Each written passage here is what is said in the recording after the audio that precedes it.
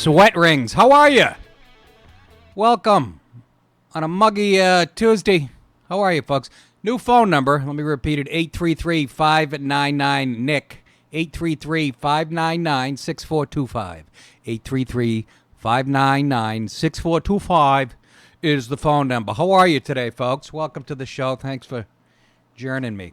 Dates real quick. Tonight, the Comedy Cellar. The original Comedy Cellar on McDougal Street was there last night. First time I was on the stage in a few years, and it was fun. It's the reason it's the premier room in the country. Only holds about 140 people. But I was standing out front before the show. Two people said, I love the podcast, took pictures as they were waiting to get in. It's always fun to be recognized in the Big Apple. Tomorrow night, right around the corner, the Village Underground. I'll be there. Saturday, September 1st, the Fat Black Pussycat. Saturday, September 8th, the Fat Black Pussycat. These are all basically in the same building, except for McDougal Street. Friday, September 14th, and Saturday, September 15th, the Arlington Draft House, Arlington, Virginia. Friday, September 21, the Orpheum Theater, Flagstaff, Arizona. And Saturday, September 29th, the Fat Black Pussycat, otherwise known as the Comedy Lounge. You'll love it if you go to that one. Tiny room, 75 people or so. It's got a tiny little balcony, and people sit on couches, and there's lamps, and it's tremendous. Say hi to the Twinks over there, the Twink brothers. There you go. No, this is not Jerry Sandusky's basement, and they're not locked in that room. You can see they're there of their own volition. Yeah, you guys look like you're 14, or I look like I'm 70. I don't know. I'm not sure. Real quick, I got an email. It says, hey, Nick, hope you're well. This message is because I believe that one of the drill instructors I had in boot camp is also listening to the same podcast, meaning this one. If so, could you shout out all the drill instructors of the 1st Battalion and Delta Company? Thank you. Have a great day. Sent respectfully, Disgruntled Lance Criminal. I don't know if that's a typo. He might have been Lance Corporal, or did he really mean criminal? But a big shout out to you guys. Thank you. Spread the word throughout the military.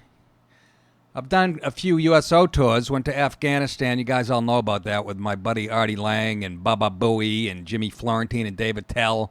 Life-changing experience. Went to Japan. All the hot spots with Colin Quinn and Robert Kelly, etc.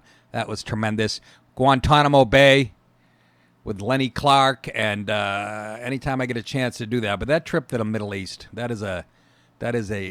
was just put it in perspective how humble these guys are and what humble environment they live in. Everything's plywood thrown up at the last second, and God bless somebody for having the balls to stand up for what's left of this country, because the fucking left is on the march with their purging of anybody who disagree with them on social media. That's the name of this episode. I called it Tech Giants are Mental Midgets when it comes to free speech, something like that. And they're on the fucking warpath again. And it's really creepy. I'll get into that in a few seconds. But they're purging it. Now they're purging libertarians and Alex Jones yesterday, and anybody who basically... And they use the hate thing. They use that fucking word hate, which I was complaining about 10 years ago. Anytime a douchebag disagreed with you on the left, they called you a hater. Now we have actually, hate speech laws and stuff there where they read your mind. And now if you disagree with them politically, it's considered hate. Or you refer to an immigrant, a Muslim, not the terms that they... community standards, as they put it. And it's they're on the march, man. The left is fucking going all in on socialism and all of that horse shit. Should make it easy for Trump, I really believe. I just don't see socialism flying in fucking Idaho. Not yet. Maybe in a few months, few years. But anytime we can get a shout out. Also, real quickly, I don't know if you noticed on my Facebook page, I got a email about a year ago, September. I went to Boston to shoot a movie called Sweeney Killing Sweeney, based on Steve Sweeney, he's a legend in the comedy world in Boston. He's a Boston legend, might be the legend. I mean, he's the reason I got into stand-up. I wandered in on a circa 1986 on a hot summer night. My buddy Bob Murphy said, let's go in to see this guy, Steve Sweeney. He used to be on the radio imitating Mayor Flynn, who was the mayor of Boston. And so everybody knew him from that. But so we wandered in on a hot summer night, Stitches Comedy Club, which I ended up a year later making my first debut ever on stage on Commonwealth Ave in Boston. We wandered in. It was Sweeney Meanie night. That's what it said on the, and that was Kevin Meanie and Steve Sweeney. And oh my God, I was fucking hooked the minute Sweeney came out. I mean, he was shaking the rafters. I'd seen comedy on TV at that point, stand-ups. This guy was shaking the rafters, along with Kevin Meanie, who was equally as brilliant. I think he was doing acid one night. It was the funniest shit I have ever seen. It changed my life. I walked out of there going, I want to fucking do that. I couldn't believe the power he had over the audience and how fucking funny he was. And he picked on me immediately. This was when I was about 23 years old, 24. I was a pretty boy, and he went to me immediately. And, you from Revere, grabbed his dick, fucking really let me have it. And I didn't have the balls back then to, I just took it like the girl that I was.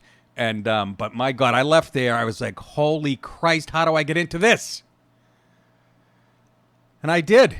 Year later, same club, Stitches. It's no longer there, naturally. Anything good goes away. So, but he has a movie called Sweeney Killing Sweeney. It's going to premiere on September 11th. I said to him, what's the matter? Was fucking December 7th taken? Nice date you picked. Yeah, Sweeney Killing Sweeney. The premise of it is, he does a lot of local humor, Steve Sweeney. And the premise of the movie is, and I know the guys that wrote it, Bill Broaddus, these guys are brilliant comics you've never heard of. They just stayed in Boston. And they were happy with their lives. So they wrote it, and somebody from, I want to say the Farrelly brothers got involved, or some heavy hitters got involved behind the financing. And I went up there last year and shot a scene where I played a kind of an angry hot dog vendor. Hey, who would have guessed? And it was so good. They let me wing it. They had a script for me, but we did about 20 takes, and I would come up with different, throw in different words every time, picking on this young kid buying a hot dog. And if it's 1/10 as funny as Sweeney is himself, it'll be a hit. So if you're in the Boston area on September 11th, please come to the premiere. It's like a 700-seat theater. And I can't wait to see it because this guy changed my friggin' life. Changed my life. I got a job at Stitches as a barback a few months after I saw him, I think. Or a year. I'm so bad with dates. So maybe a year after. I was a barback for a few months, and I was just in awe of this guy. It was like meeting Ted Williams. And I'll never forget this, and I'm going to tell you this story. I've told it in interviews many times. This is the only time I actually believe in God. It was St. Patrick's Day. I was living in Boston. I got shit-faced by myself. My roommate was working. I got so fucked up by like noontime, I got on the T, which is the public transportation in Boston, and I kind of nodded off. I got lost. I was disoriented. I got off, and I'm over by Northeastern University on Huntington Ave or whatever. This is the honest to God truth. I'm wandering down a sidewalk. I'm thinking about Stitches and Steve Sweeney. I'm thinking about Sweeney. I'm walking towards a bar. Who comes out of the bar all fucked up? This is when he was still fucked up. He had quite a problem with beverages and other things. Who comes out? Sweeney comes out. I'm lost in Boston. I don't even know him that well. He knows me as a barback a little bit. Hey, you little guinea, something like that. Brings me in, buys me a Guinness. It was like, now if that is not preordained, I don't know what that is. I don't believe in fate and shit, but that's the only time I'm like, this is meant to be. We talked comedy. It was like, pick your favorite athlete, Who's your favorite athlete, Jason? Serena Williams? Yeah, she's amazing. No, yeah, she's a man. Go ahead. David Wright, probably. David Wright. Most Mets fans. All right, picture David Wright. You're thinking about him. You never met. He wanders out of a bar, and you know him a little bit. He knows you somehow. Yeah. Always thinking about him. Yeah, well, I know that in a gay way. He's a good-looking kid, but let's face it, he has the bone structure of a 106-year-old woman with osteoporosis. Yeah, take the cameras off. You're blinding me with Ryan's skin. Thank you. Lily Munster working the... We have to put this air conditioner on, guys. I don't know why I'm telling you. I have to put it on about 2 o'clock, because right now it's like somebody ass crack in August. Anyway, Sweeney comes out and just... We start talking comedy. And I'm just saying, I hope this movie takes off. He's been around a long, long time. I saw him messed up on drugs. I saw nights where club owners threatening him. He's threatened club owners. And as funny as they come and anywhere. He was in Back to School with Rodney Dangerfield. And he's a lot of the Fairley Brothers movies. Something About Mary. And he's one of the firemen that comes to the window when, what's his name, Ben Stiller gets his dick caught in his zipper. And a brilliant comic who deserved much more than what he got, in my opinion. So I pray it's a hit, a commercial hit, so he can fall off the wagon and buy big bags of blow and grind his teeth to a fine powder. No, I don't want that. Cocaine, fellas? Ever try it? Nope. That's a long way to go for that. Nope. 833-599-6425. Let's get into it. I got to go to the Comedy Cellar tonight, so let's pick up the pace. Well, here's the story. Here's the story of a lovely Indian man. Sikh man attacked in hate crime while putting up signs for GOP. This is how fucked up we are on the issue of race and politics in this country. You see that? He was putting up a sign for a GOP guy, but he's a Sikh wearing a turban. And two guys pulled up in a truck and got out and beat the shit out of him. Now, because we're such, we've just bungled the race issue in this country, first of all, you want to go, well, they beat up a guy with a turban, probably white supremacist or whatever. But then you're like, wait a minute, he was putting up a sign for a GOP guy running for Congress. Probably a left-wing douchebag. So, police are looking for two suspects involved in alleged hate crime after a California Sikh man was brutally beaten as he played. By the way, Sikhs, I love them. They're the most hardworking. Every cab I get into, and I was living in New York City proper for I don't know how many years, every time I get in a cab, it was a Sikh, and his last name was Singh, or his first name, or his middle. It's like Smith or whatever. But around the clock, I go, anybody else driving cabs? They're hard work, and I lived in Queens. I was surrounded by them. I'm a big fan. Surjit Mali, 50, has been instrumental in his community with helping the homeless, serving victims of fires, and supporting all kinds of good causes. So naturally, he gets the shit kicked out of him. Last week, while Mali was placing campaign signs for Rep. Jeff Denham, Republican, California, along the side of the road in Keys, two men approached him, throwing sand in his eyes and beating him in the head and chest. The assailants allegedly told Mali to go back to your country and even spray painted a message on the side of his Mali's white truck. Go back to your own country, the paint says, along with what a symbol the Anti-Defamation League has identified as a white supremacist version of the Celtic cross. That's right, it's Celtic. Right there, I smell hoax. Because when white supremacists do shit like that, they're not going to leave a sign like that. So they were wearing black hoodies. Now, who likes to commit violence with their faces covered and right now? But you don't leave the Celtic cross if you're a fucking white supremacist, unless you want to tip people off. I don't know. This is just a theory of mine, but I'm guessing hoax. It's like Columbia University when the black professor was leaving nooses on her own door and they found out it was her. Or a black student at a college down in, I want to say Ohio, keyed her own car and wrote racist shit on it. She got busted. Or the Muslim woman on the subway said she was attacked because she was a Muslim in New York City a couple years ago. Turns out she did it all herself. This is just my theory, but I'm just saying that's how muddled race and ethnicity is in this country, that you see something like that, you're like, definitely white supremacy. No, wait a minute. He was putting up a GOP, and, you know, the GOP, the media has tied them hand in hand with racists and far-right fucknuts. But either way, whoever did it is a fucking moron. No, they're ignorant. That's ignorant. Well, I said moron. Same thing, dink. They're looking into this attack as a potential hate crime, an assault with a deadly weapon. And this is from the sheriff, Adam Christensen. This is a random, despicable criminal act against a member of the Sikh community. Well, thanks for clearing that up. I didn't think it was a good deed, Mama Luke. The suspects are white men who wore black hooded sweatshirts during the assault. And that's what muddles it. I don't know. I guess you could toss a coin on this one. But the Sikhs, if you guys remember this, this is why it could be somebody far right wing, because remember after 9/11, the giant Muslim backlash that like you keep hearing about, there was only really one person killed, and that was a Sikh working at a gas station in Arizona by some dumb redneck who saw his turban and connected it with terrorism. I mean, these guys do exist. But the fucking Sikhs are the last guys, I'm telling you, that you want to pick on.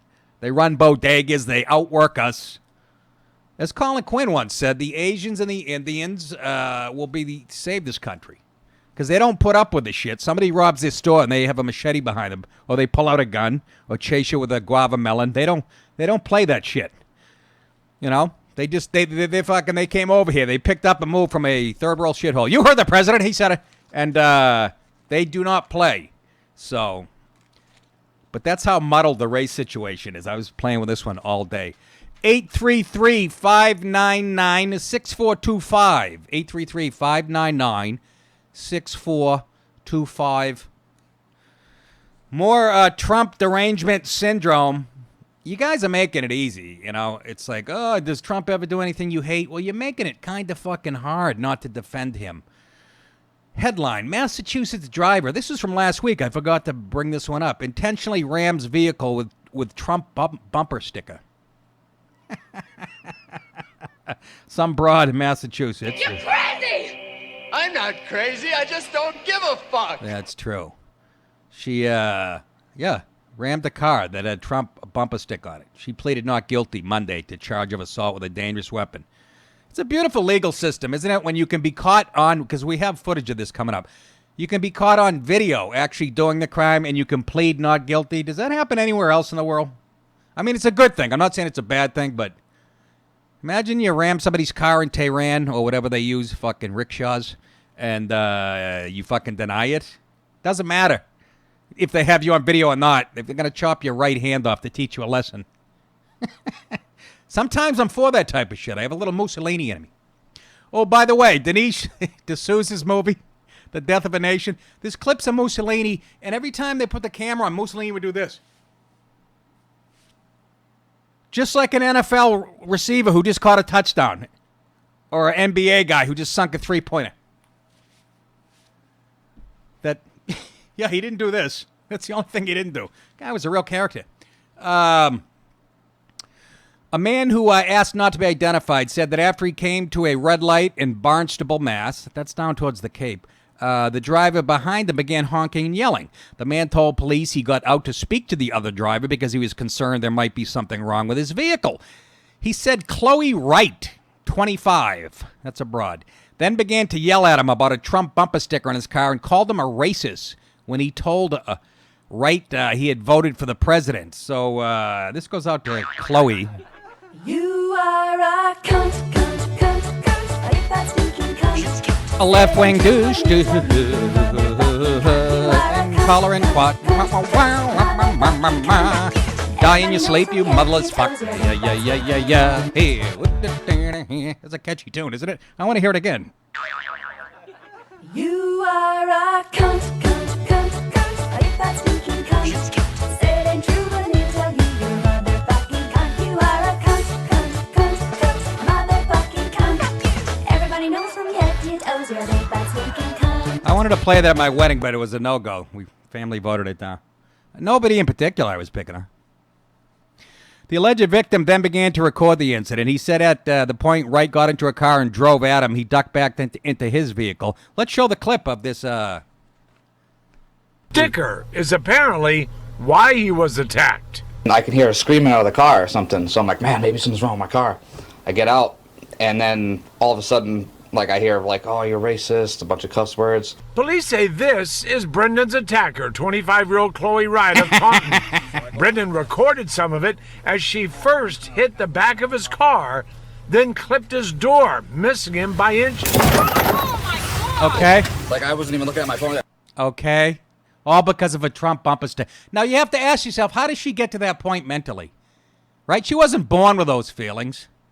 What are you guys doing? You're distracting people with that horseshit. Get it off the screen. I thought we were going to go to the big screen where I'm not... Can we do that or no? We can Yeah, now. I can do that. Yeah, remember we discussed that, right? What do you think? That was just for fun?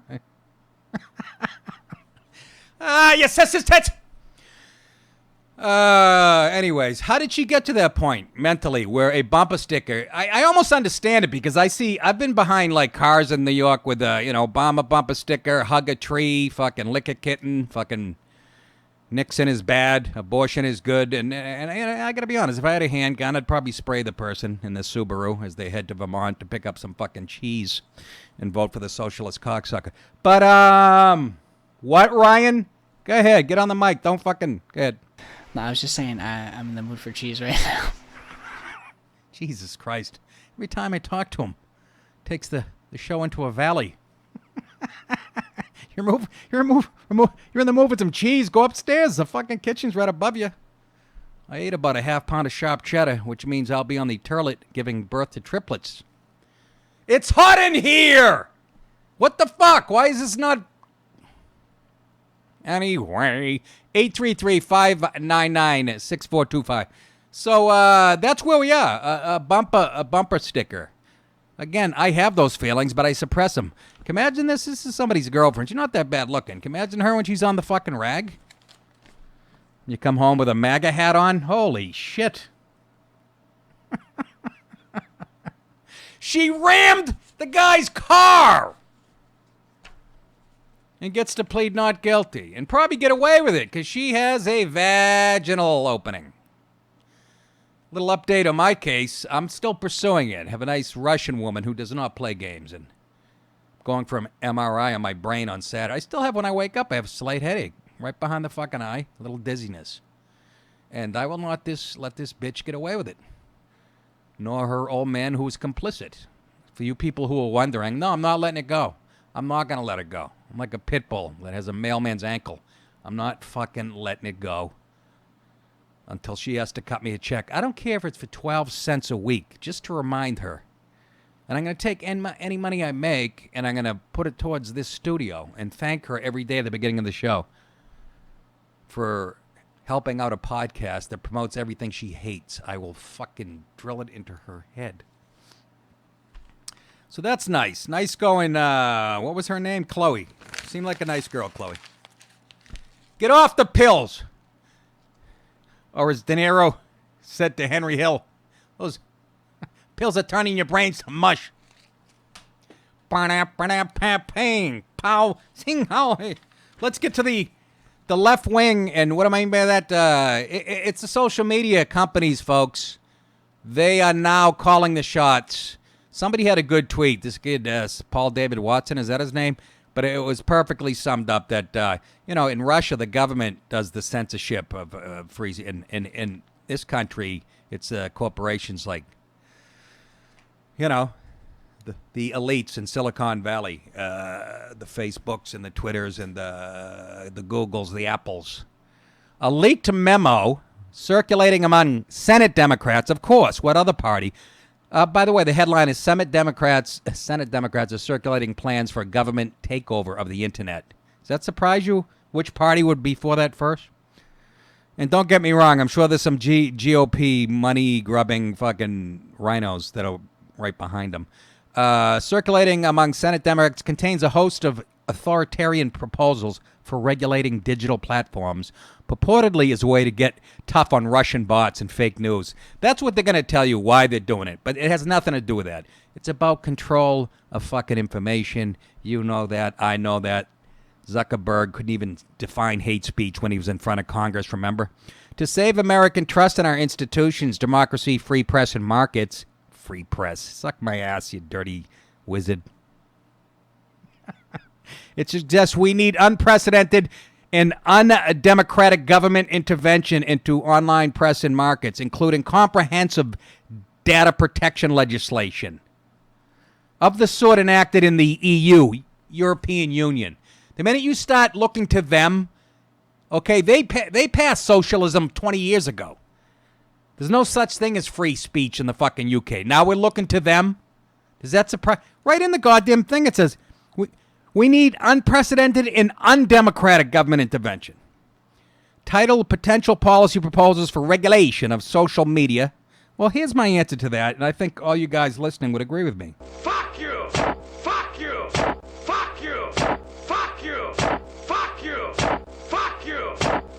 I think you get the point.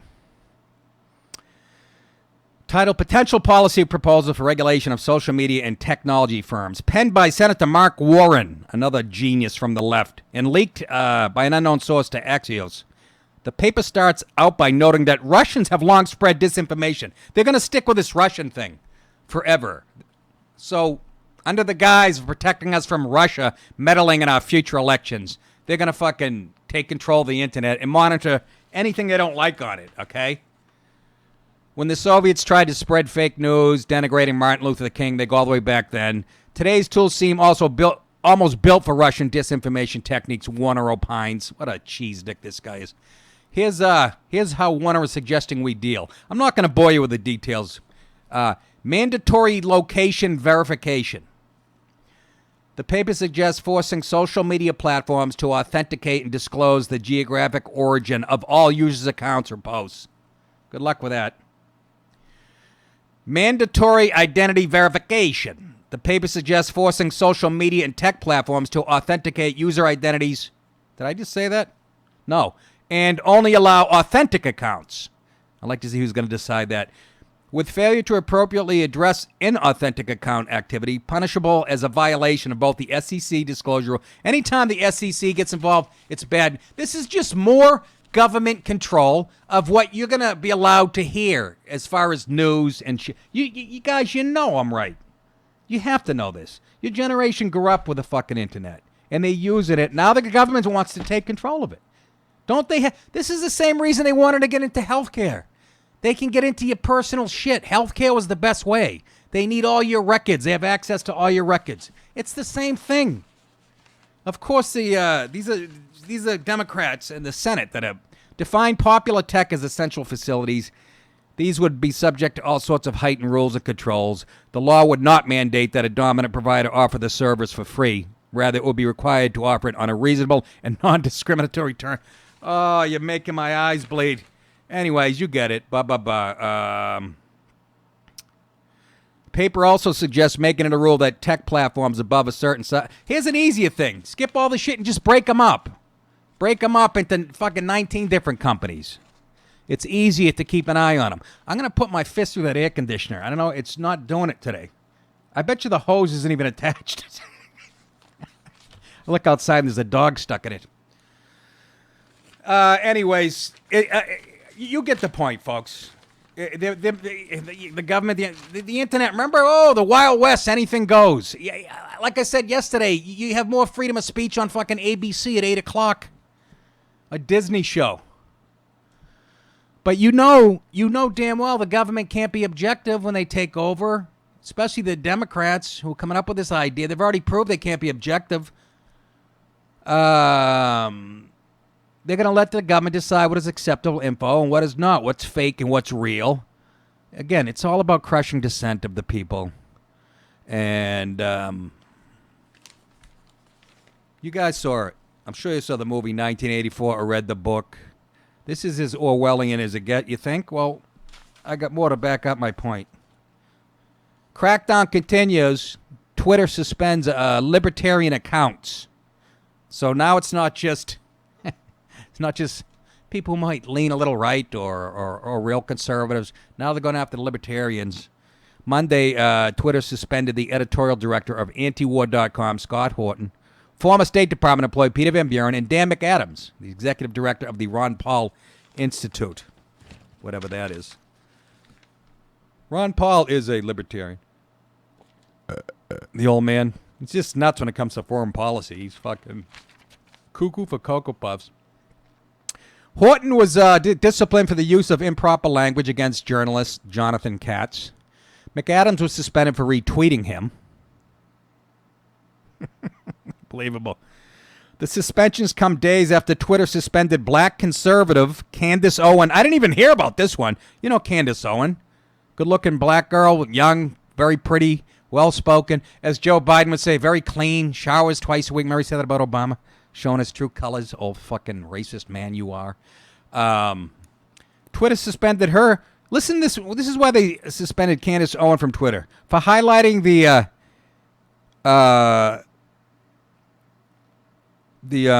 what's the word I'm looking for? algorithm hypocrisy of Twitter by replacing the word white with Jewish and a series of tweets modeled on those by New York Times editor. Remember Sarah Jong we reported on? Who said, fuck the police, fuck all white men. I enjoy being cruel to old white guys and white people should die, blah, blah, blah. So Candace Owens just switched it and put Jewish in there to make a fucking point. And they booted her for that. So it's fucking getting creepy. Isn't it? Speaking of Candace, I don't know if you saw this. This somebody had posted on Twitter. She was out to lunch and leaving a restaurant. And look at the douchebags that she was confronted. Again, she's a black woman who's conservative, which is, you can't do that. You can't wander off the Democrat plantation. So this is what she faced the other day.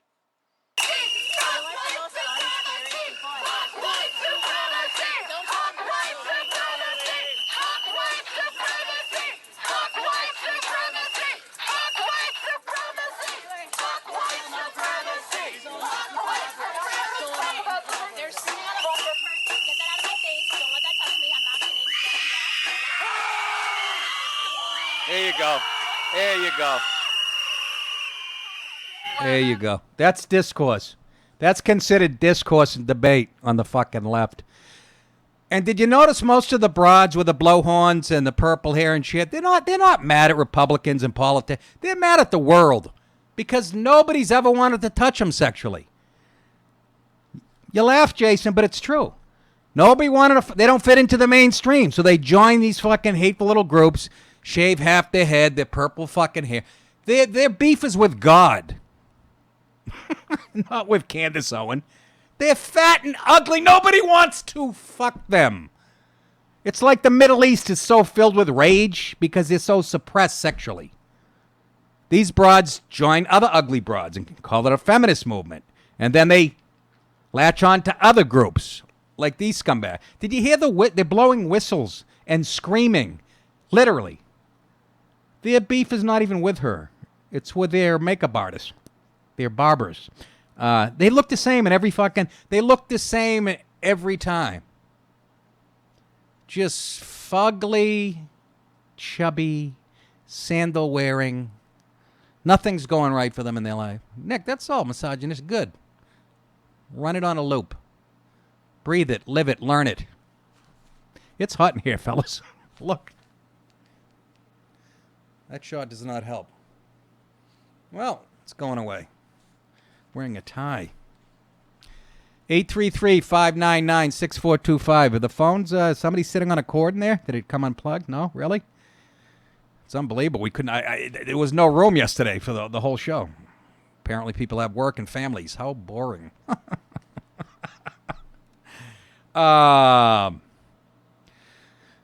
So you saw what she faces, okay? And, It's not going to be long before you all kill yourselves because you're all crazy. And you can project it back on me. That's right, chubby purple head, 9 rings in your nose.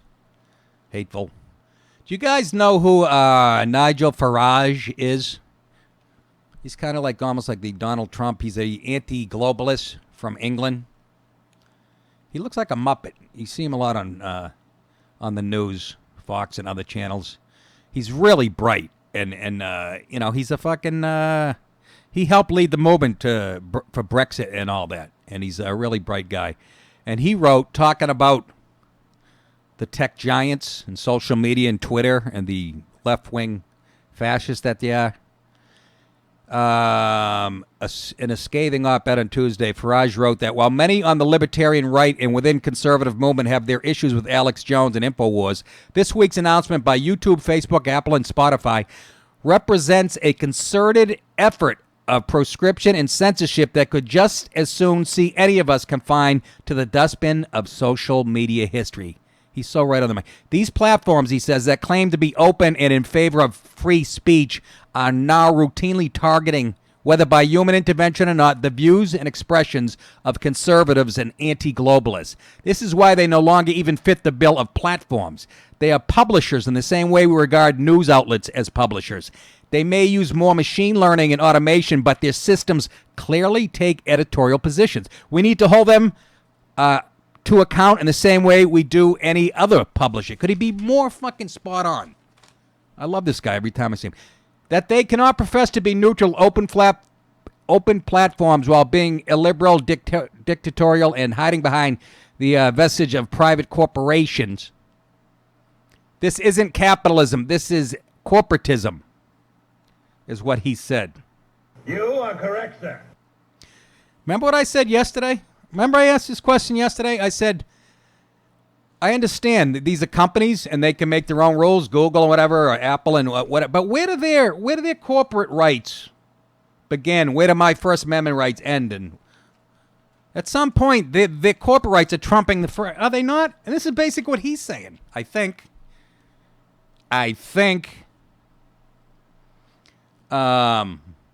Let's play this clip. I'm going to play this clip. You guys, I don't know if you saw the movie 1984, read the book, but I stumbled over a thing on YouTube. It's a guy explaining the whole movie. It's a 13-minute clip, but the last minute he explains about controlling information. And again, this is based on 1984, George Orwell's. But here it's of state like their power, so they constantly fight over the jungle and desert to keep what they have, to keep nationalistic fervor up. 1984 is a twisted world. Whether it's realistic or not, doesn't really matter. The consistent theme is information is important, and the control of that information is most important. That's the biggest thing to take away from Orwell's world. Everything Ainsack did was to make sure the population was loyal and too stupid to realize its manipulation, going so far to make those who did manipulate believe they weren't even manipulating in the first place. Does this tie into our world? I'm not even touching that subject. Like and subscribe. Ingsoc is the government in 1984, is the big brother keeping a watch on you and keeping people in line and shit. And that's the government.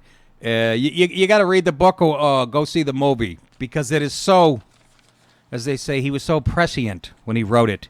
And it's becoming more accurate as that's where we're headed.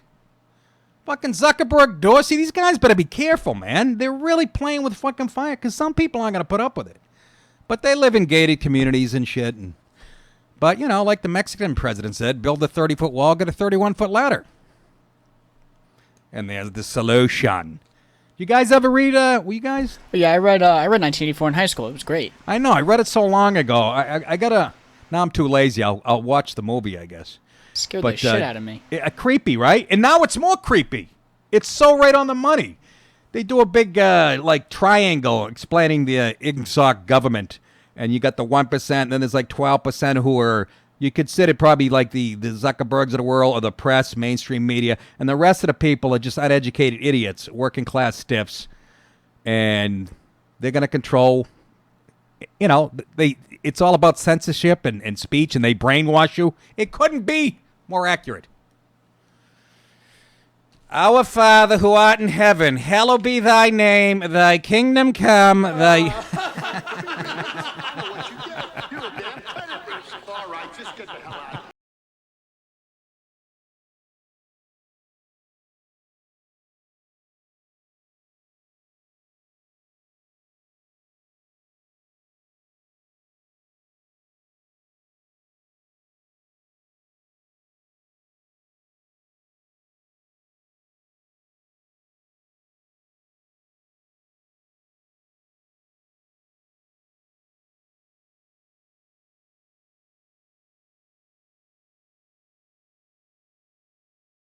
Pictures.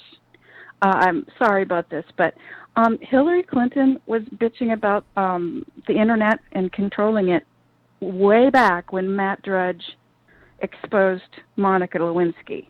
And then they went to the Fairness Doctrine. Then they went to the liberal radio. And now they're going to try to do this location verification. And my question is, how is it not racist? Because can you imagine having to produce a state ID? A state ID that, isn't required to vote. How's that going to work? If it's racist to require these people to vote, yeah, give it ID for a vote.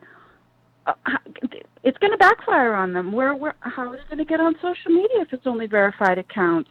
It's just like the body cams that they insisted on. How many criminals, how many good cops have been saved, misery from the truth of the body cam? Yeah. Personally, I think it's a miserable idea, but I think we won't stand for this, because it would be great if we could get them. What do you think about this? Especially with the voting. Well, you say forget the voting. I want to stay on the fucking internet. How do you fight back? This is coming from. This is like Farage said. It's corporatism. This is. It's corporations working hand in hand with the fucking government. Of course, this memo that was leaked comes out of what? The Democrat Party. But you make a great point about Lewinsky back then, and yeah, anytime shit came out that made Hillary uncomfortable, she wanted to pass legislation. And this is huge. I mean, this is the internet. Yeah. This has global effects. But you make a good point. Why is it not racist if you're going to make somebody... Go ahead. Yeah. Excuse me. Why... I mean, they busted Microsoft with antitrust stuff a couple of years ago. Do you think that something like that will come down the road? I mean, this is just too, especially Google. I just think it's a huge antitrust issue. It's a huge monopoly. But here's the difference. It's the fucking libs. It's the people running the world now. It seems like they're the ones who make the laws too. So, how do you push back? The Republicans, Jesus Christ, they do nothing. Look how far this whole collusion thing's gone. They always sit back and take it. How are they going to stop it? Grow some balls, and I don't know. I don't. It seems too big to implement. We've got to vote them out. Yeah, well... Yeah, it does. It seems too big to implement. Thanks for bringing it up. You got it, Bunny. Actually, a great call. You made some great points. Thank you for bringing it up. Thank you. I wish I wasn't on 2 hours sleep. I was pithy. Yes, you were. Thanks. See you, Bunny. I was pithy. Yeah, see? She's going over pithy now. This goes out to Bunny.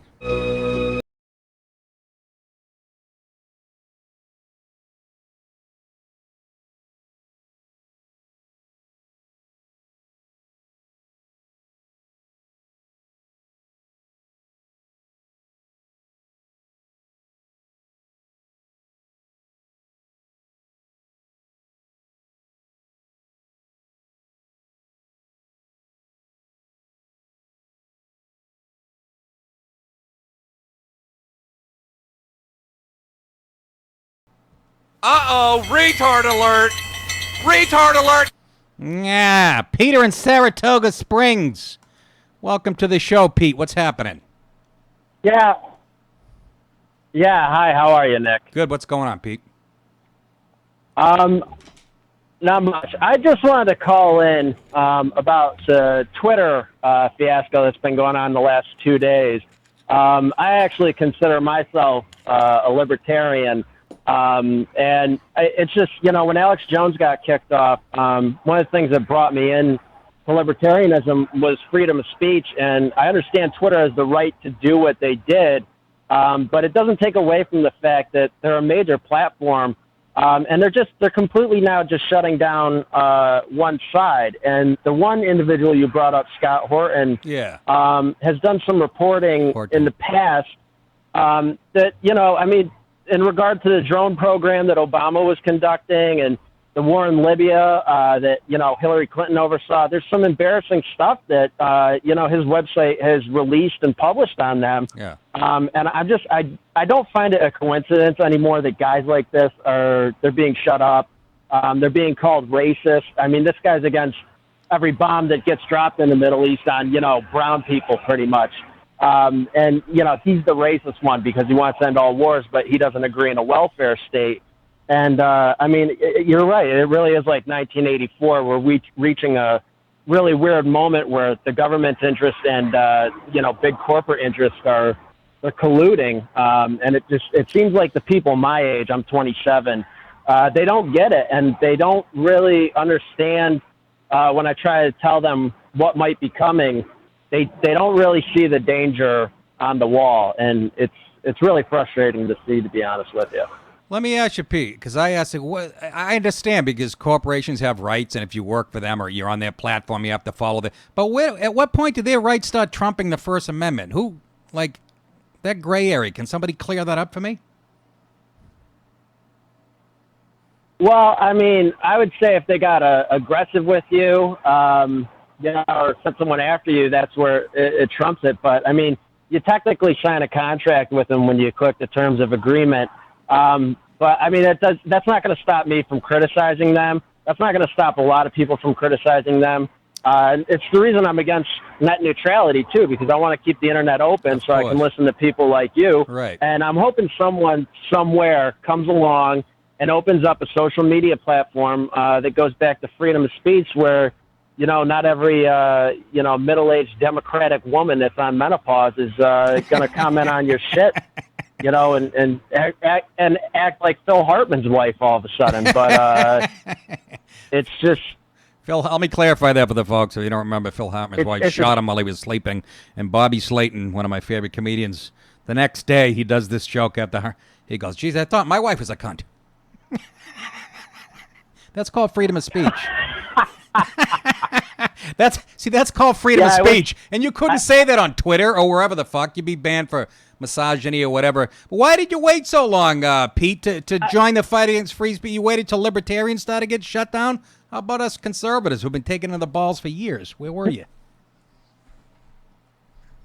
No, in high school, I was rather conservative, and then, I got turned off just for a while of voting or whatnot. Right. Because I just, they got really hard into the religious shit. I mean, Santorum was pushing to ban porn, and I had wireless internet for the first time in college, so I wasn't going to abandon that. You just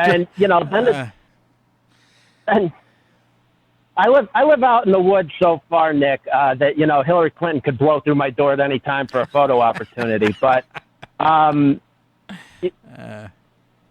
yeah, I didn't like that religious crap. And then the left got into almost worshiping the state and that minorities could do no wrong. I mean, a black guy could hold you up and you could describe him as black, and they're going to call you a racist that you. Pete, you mentioned that. Pete, that's been going on for 30 fucking years. I mean, Bill Clinton's want to try to pass the hate crime shit. But thank you for the call. Great call, Pete. Very funny, too. That's been going on forever. And as far as the religious shit on the right, I still hear that when they, the fucking religious right has no more juice like they did in the 50s. They talk about this. They get fucking nothing. When's the last time you heard of a black or a gay or a female radio show host getting in trouble for saying something against a straight white male? And the religion, they were power players back in the day, but I don't think they have much teeth now. The churches are half full. How do I know? I walked by when I looked in the other day, and it was half full. J.D. Binkley in Nashville wants to talk about 1984. Hopefully she was born in that year. Hello, folks. That sounded kind of creepy. Wow. Oh, it's probably a guy. JD. Nicky, you there? It is a guy. Hey, JD, what's Nick, up? you there? Yeah, I'm here.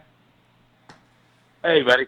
Hey, yeah, actually 81, but, close enough. Hey, listen, I got two things for you real quick. I'll make it pithy because last time you got on my ass about it taking too long, which I'm doing now. Yep. Since we're changing the language, can we go from, they call it progressive, can we just make it regressive? That seems more, as far as the liberal movement, seems like they're kind of going back in time. They're not really moving along. Anyway, I'll take your take on that. And then as far as 84 goes, you mentioned it a couple times, and I read it when I was a teenager, and I didn't really get it. I thought it was mostly fiction, but now it's starting to become nonfiction. And my question is do they actually the big brother kind of thing comes now from one another? I know this is an original idea, but it seems like everybody else is just tattletelling on everyone, and to have an original thought and to express yourself is becoming so limited without losing your job, your wife, your house, your car, losing everything. Right. is there a solution? And if any way that I can, like, I guess, express the word, what would be your idea? It would be called a Holocaust of the left. Let's start purging them, committing genocide on the Democrat Party. We start, Mac. I gotta move on, JD. Good question. I'll try to answer that, but it's actually a great question, and I've said this before. I go, hey, if I'm Zuckerbergs of the world and then the Dorseys and the guys, the elites on the left, I'd say, okay, challenge us. Where's your fucking right-wing movement? You know? There's got to be somebody on the right that fucking smart, but they got their claws into our institutions a long time ago, whether it's education, the media, Hollywood. They got their claws into, and that's why they control the message.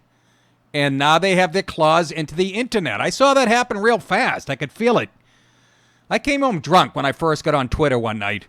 And I had no idea what Twitter was about. My web guy talked me into it. And I came home and fucking shit on Obama for about 19 tweets. Next day I wake up, there's an email from my web guy. Hey, what did you do? You're almost trending on Twitter. And I go on there. It was just a stream of a fucking attacking me for like... I had no idea what a volatile landscape as far as talking politics. Yeah, you're not going to overcome all this with just Fox News and a couple of, conservative radio talk show, popular talk shows on radio, conservative radio. You need more than that. There's a lot of catching up to do. But if they take it too far, it's going to get dangerous. You can only push people, and I feel like we're getting to that fucking, you know what I mean? I pity the next person that tries to punch me after a fucking show. I really do. I pity the fool. Wow, that was the whitest Mr. T I've ever heard. It sounded like Mrs. T. It sounded like Mrs. B, Mrs. Brady. I pity the fool. I swear to Christ, I pity that bastard. That was Ryan, I think.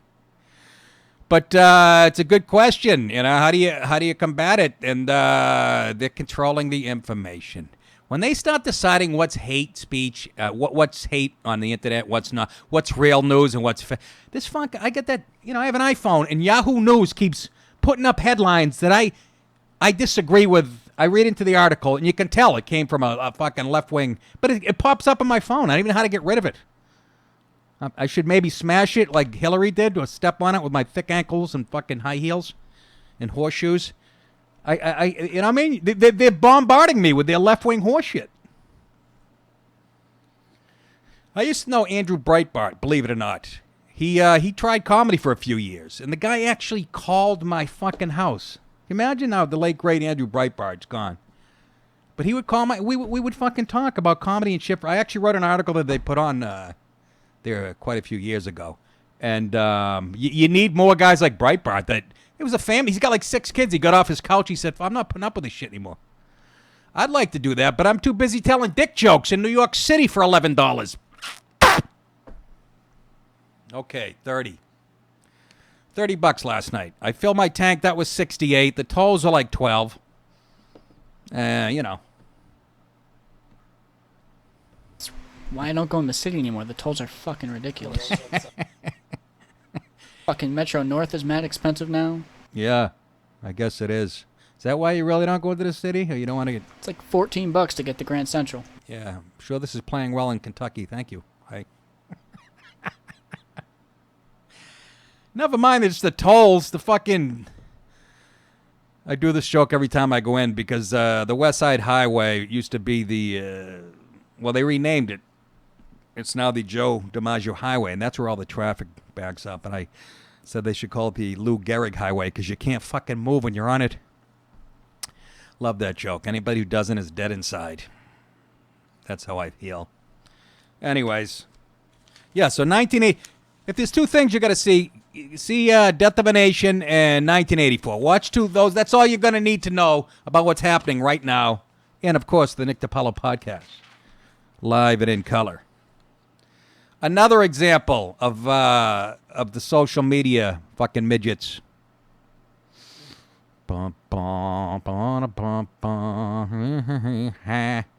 Midterm meddling. Facebook blocks Republican candidates ad.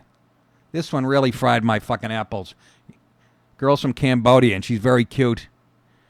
Facebook has banned Republican congressional candidate Elizabeth Heng's campaign video ad about communist crimes that led her family to flee Cambodia for the U.S., claiming the platform doesn't allow shocking, disrespectful, or sensational content. What might be shocking to you isn't shocking to me, or what's disrespectful to you isn't disrespectful to me. Where do you get your balls, you fucking... Where?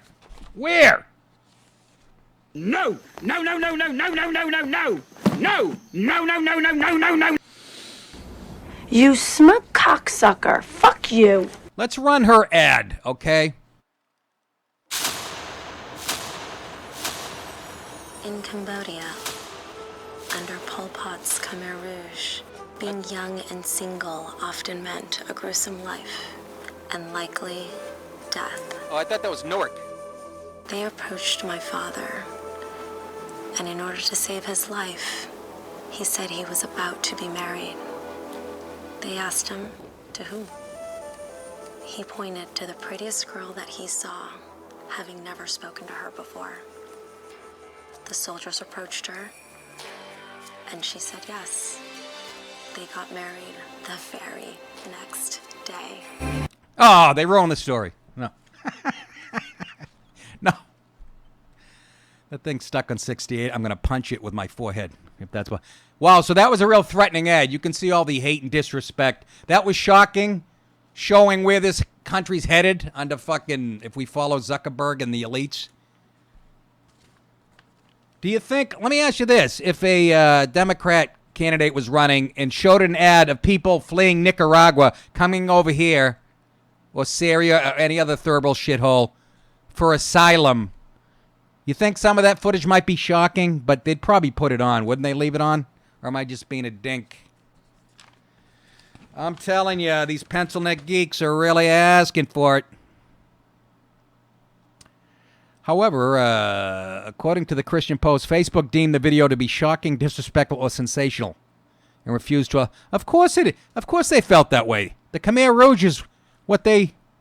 That's their idea of great government.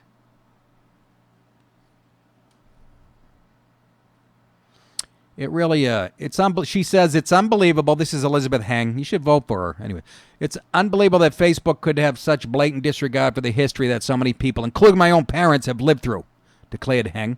I'm sure it is shocking for some people to hear about this kind of injustice, but this is reality.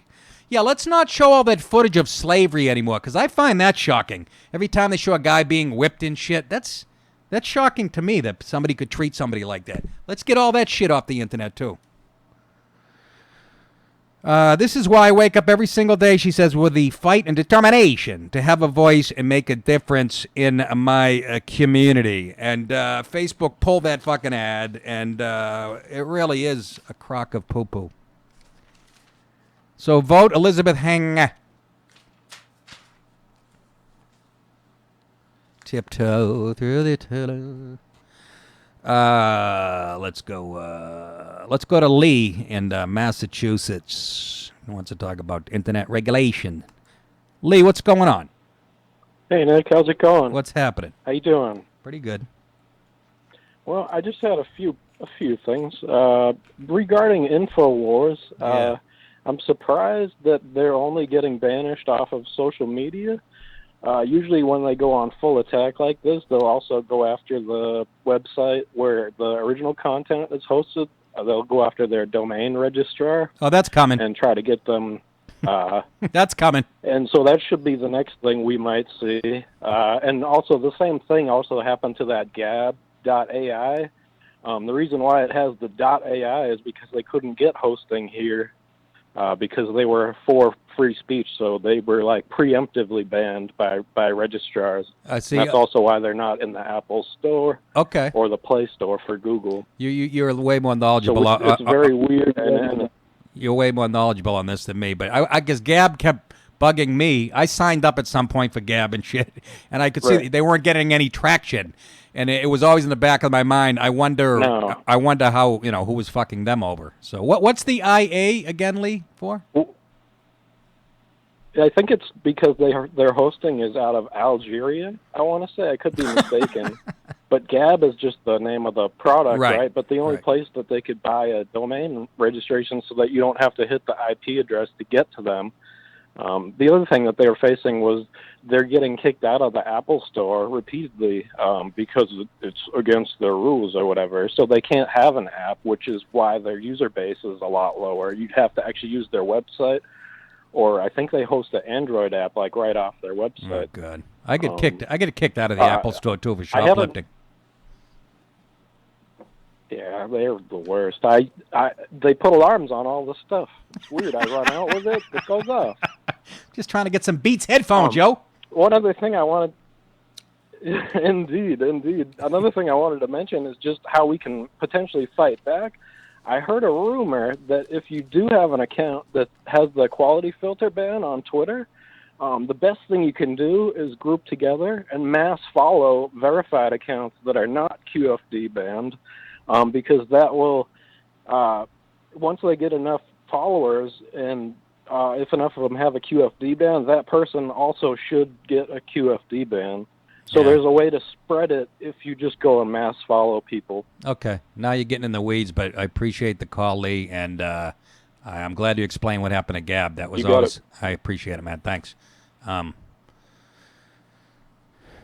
Gab was going to be the answer to Twitter, where you could really... Guys like me could really cut loose and shit, and I'd keep checking back, and there was 11 people on it, and then 14, then 6. I don't know. Tiptoe through my asshole. Finally tonight, the NFL.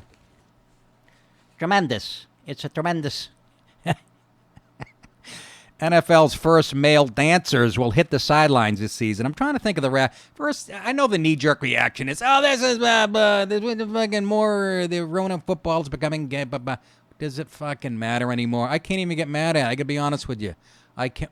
By the way, we've had male cheerleaders in football before. Check out this clip to prove it. I hope I gave the guys enough. Give me a D. Give me a I. Give me a C. Give me a... All right, I got it. I mean, big fan. But I tweeted, and this tweet did pretty good, over 100 retweets and like 500 and something likes. I said the only helmet-to-helmet contact in the NFL now is in the male dancer showers. So, but the knee-jerk reaction is, what the fuck? I mean, part of that is true. Who is that for? I can't make the generalization that most, you go to an NFL game, most of the audience is male. It used to be. Thus, that's, I think, why the cheerleaders came about. I mean, let's be honest. If you're a Detroit Lions fan for the last 40 years, you really want to look at that offense as some tits and ass. You need a distraction. But are there enough people? I mean, who wants to see are there enough chicks that, you know what? It's all tit for tat now. We have to reverse the gender roles. They all have to be equal. Nobody wants to see a fucking male dancer. Even chicks who like male dancers. I know Ryan enjoys the male dancing, but it's a whole different situation. But I mean, it's not any more. I should say it's not any less masculine, these male dancers, than the new fucking helmet rules as far as tackling people. They're trying to take the testosterone out of everything, folks. Let's have a vote. You'd rather watch female dances, wouldn't you? Even these male dancers, I think, would rather watch female. That's probably not true. George W. Bush was a male cheerleader at a prep school, was he not? Jason, is that a true fact? I think so. I can Google it. Yeah, could you? Show's almost... Go ahead, Google it. I'm pretty sure that is. But that was a male cheerleader. I understand the difference. I'm envious of male cheerleaders. First of all, they get scholarships. Second of all, you don't want to be a male cheerleader down at University of Florida and you get some co-ed lifting her by her panties over your head for fucking 3 hours? But I'm sure there's room for these guys. I don't want to come across as... I'm sure there's a big demand. The NFL got flooded saying, to make the game better, we need more male dancers. How I didn't pull the Vince Lombardi clip for this is beyond me. Let me see if I could fucking... the hell with it. But everybody bombarded me immediately. Can't wait to hear what Nick's going to say about it. It doesn't matter anymore. It doesn't... I'm starting to become that casual fan. I'll watch the Pats every week, and I'll play a pool that Artie Lang used to make fun of me because he used to bet 50 grand in a game, and I'm in a pool with my niece and 11 other people. But I can't get excited anymore. The NFL is ruined. I tuned in because of the headshots, and they're taking that out. And now we have male dancers. Good luck, male dancers. I really, it doesn't matter anymore. I get bigger fish to fry, like staying on Google and YouTube and Apple and my wife. All right, that is it for the show, kids. Jason's being texted by his life partner right now. I'm going to meet him at a Fuddruckers in Yonkers. That's it. Thank you, Patreon. By the way, we've added 40 or 50 since August 1st. I think this show's catching fire. I haven't even promoted it yet. I can't thank you guys enough. The new pricing system, a lot of people moved up to the Sunny from the Fredo. It's just test marketing. We're, feeling it out. And it's working pretty damn good. I just remembered I have to drive into the city now. Ugh. Gives me agita. But that's it. Remember, you guys, you think it, I'll say it. Hey, you're entirely welcome. I love you, and so my friend Lee will tell you how much. I love you for helping me to construct of my life. This is a Maxine Waters meeting, City Council. I love you because you have done so much to make me happy. You have done it without a word, without a touch, without a sign. You have done it by just being yourself. Perhaps after all, that is what love means. And that is why I love you.